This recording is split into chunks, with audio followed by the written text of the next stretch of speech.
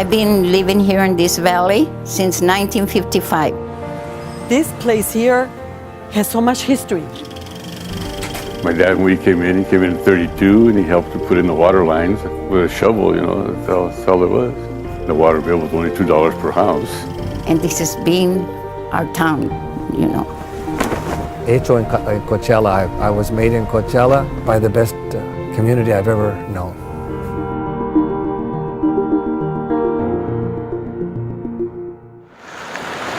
It's hard to imagine a place so rich with cultural heritage depicted in downtown murals was once empty desert, part of the undeveloped Colorado River Basin. And it was just a very dry area that pioneers coming west hoped they could get through alive.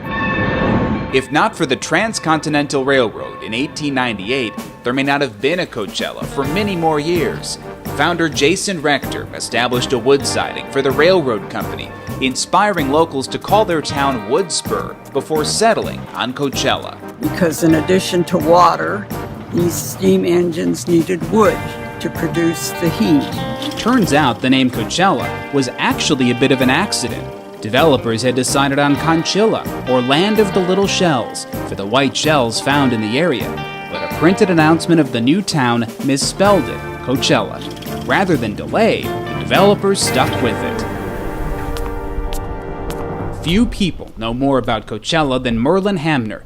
She's lived here since it's been an incorporated city. 70 years. Long time. Merlin's never owned a car. Everything's close enough.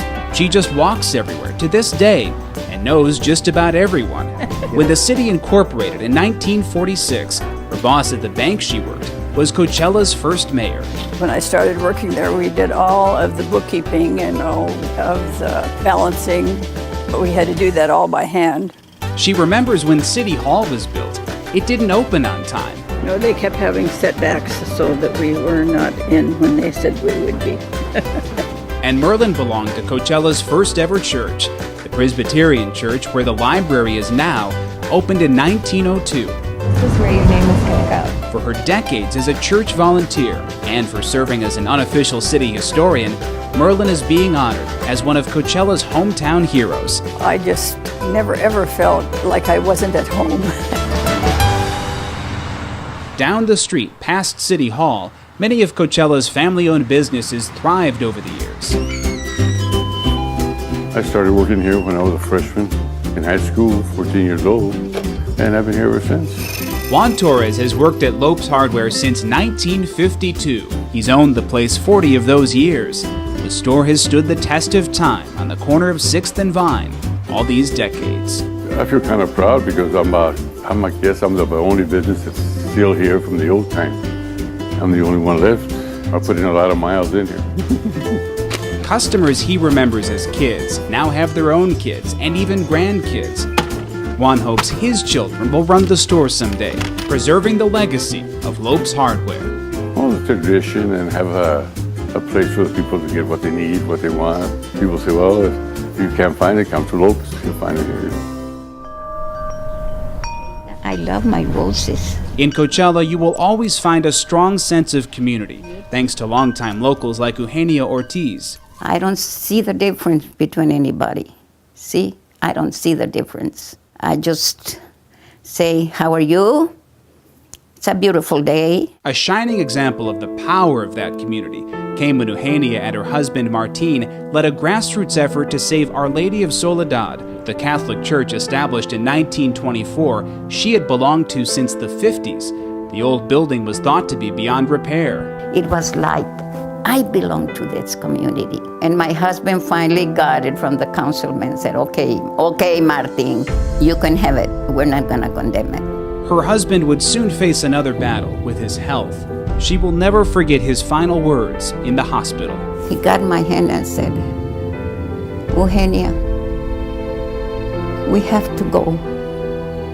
We have to finish, he said. And then he passed away. We finished that church because of the help of the community, the people that we got together. The old church bearing Martin's name is used for services to this day, and Eugenia still belongs to Our Lady of Soledad at the new building down the street. And I'm still going. And I'm still going. As it has been for many years, the fertile ground of the Coachella Valley is part of California's agricultural heartland. But Coachella was also at the forefront of the movement for farm workers' rights. We don't have no rights at all. We have to be eating while you were working. No bathrooms, no clean water to wash your hands, no clean water to drink.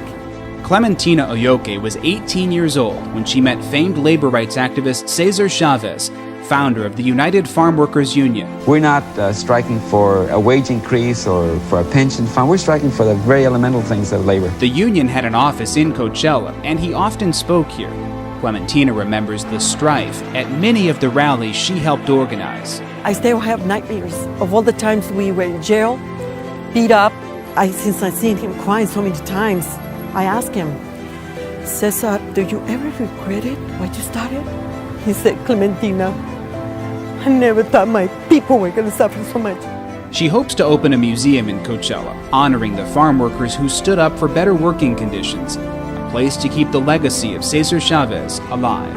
Now he's gone, but we have to practice his legacy, and we have to keep going. Working with Chavez and helping migrant farmers in the Salinas Valley inspired Chauncey Veach to come to Coachella to become a teacher. They have big eyes and bright smiles as they enter the classroom. To me, those are faces of hope. In his classrooms, he asked for students who spoke limited English or who had been in trouble. And I reserved 1/3 of every class I ever taught for special needs students from our special education program. Ladies and gentlemen, the President of the United States, accompanied by Chauncey Veach. In 2002, teaching at Coachella Valley High School, Chauncey was voted the 52nd National Teacher of the Year, an honor he attributes to the students he treasures. When I was younger, I read about the legend of El Dorado. El Dorado was a magical place supposedly full of gold and silver. And when I came here as a teacher, I found El Dorado. The gems in this El Dorado have names: Jose, Jesus, Maria, y Guadalupe. Some of his students have become teachers and peace officers. Several others are becoming university professors. Now, I told you earlier who I asked for. Look what they've done. So as long as we focus on the gifts that our children bring us and build on those gifts, wonderful things can happen. Coachella is a place with a proud past and a strong foundation for the future. In its 70th year, Coachella is a blossoming, vibrant community. New families, new way of life, new ideas. Give us a try, come down and see what we have. From the sparkling new Veterans Park to numerous sidewalk and street projects to a new library right around the corner, Coachella is staying true to its roots, honoring its history, building toward the future. This community means everything to me. Everything. It's the best place. If we, the community, get together, nothing is impossible in this world. Nothing.